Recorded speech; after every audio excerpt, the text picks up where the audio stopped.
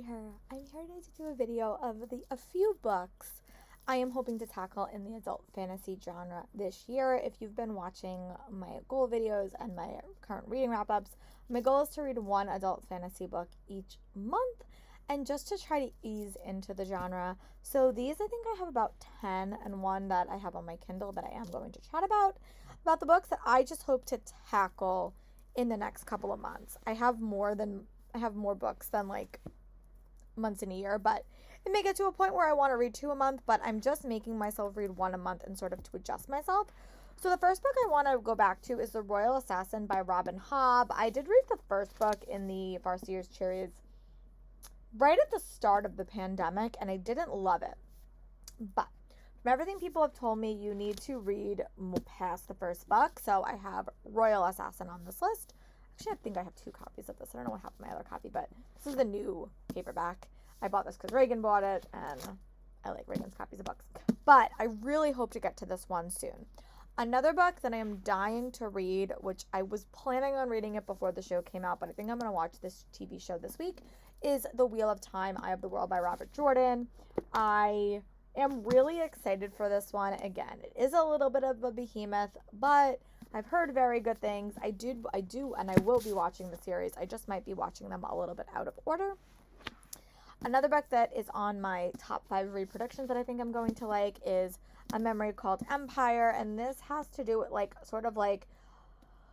just going to review with the back because it just sounded really interesting, and I know it has to do with like a murder mystery too, a layered, nuanced, startling imagination. A Memory Called Empire is a sprawling space opera debut that puts a new stamp on the genre, and I think she has to travel to go to a new empire and take up a position of a man who recently died.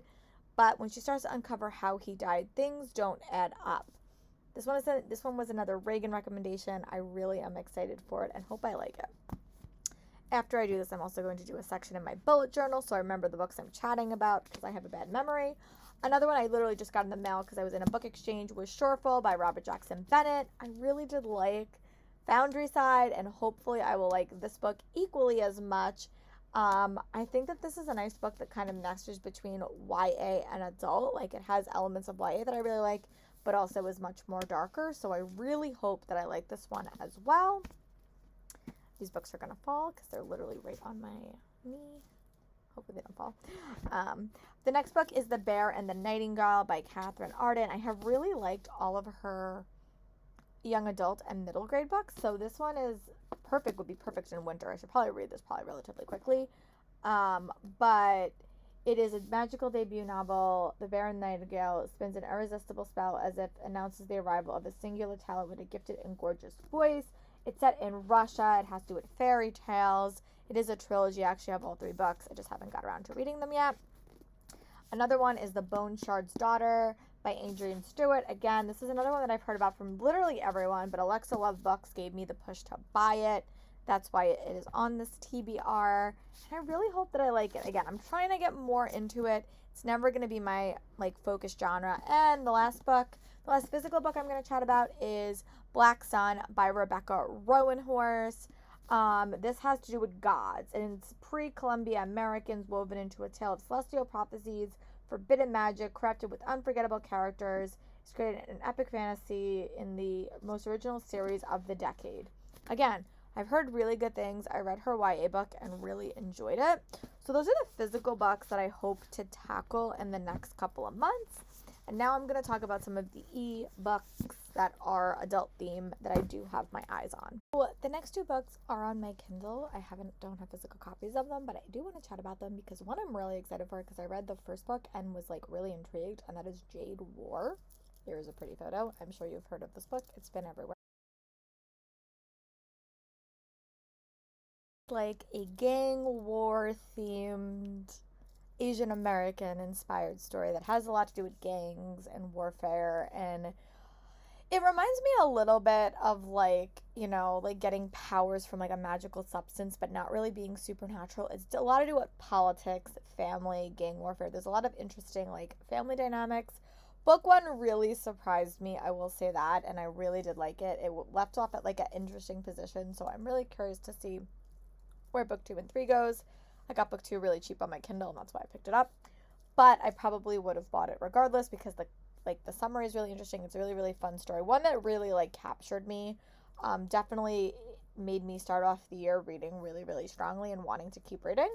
And the next book is one that I've heard a lot about. I don't read a lot of science fiction, but I've heard endless things about Becky Chambers, so that is why A Long Way to an Angry Planet is on this list, and here is a photo.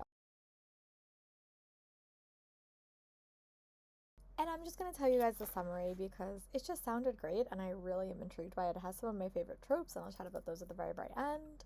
But it says, a motley crew on an exciting journey through space, one adventurous young explorer who discovers the meaning of life, of meaning of family, and far reaches of the universe in this lighthearted debut space opera from a rising sci-fi star. Again, anything about found family really tends to like intrigue me and really, something that I really, really enjoyed. So I'm really excited for this book.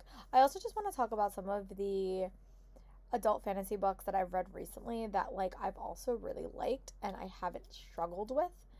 Because as I've been saying in a lot of my previous videos, I have struggled with quite a few.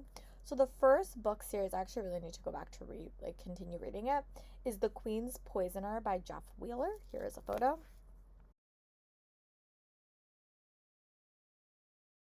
The reason I really like this book is because the first book started with, I forgot the main character's name. He's like a little boy.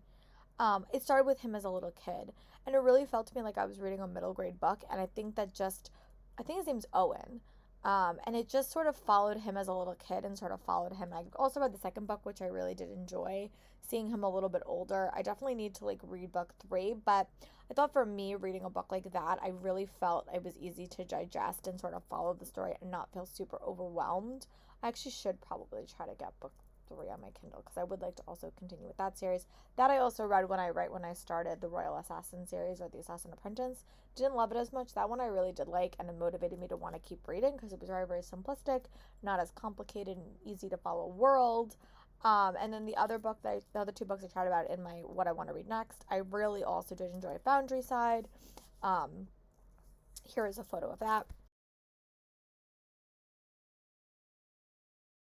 This book follows a young thief and several other point of views when she winds up stealing something totally unexpected, and it sort of sets her world on its head. It was a very interesting story. It had some elements that reminded me of Percy Jackson, and I really loved it, and hopefully I will be able to tackle Fall soon. I also did talk about Jade City, which I want to read Jade War relatively quickly, but I also did like the elements of that story. It kept me super captivated and was one that I really did like. Those are like the fantasy books that I have read that like I really did enjoy and didn't struggle with as much. Again, I struggle a little bit with open battle scenes and stuff like that. I also do want to keep reading some series and hopefully I will get better at reading them. But let me know in the comments what are some fantasy recommendations for new readers, because whenever I watch these videos, I never tend to like their picks. So I'd love to hear recommendations from you, and I will talk to you for my next video. Bye, friends.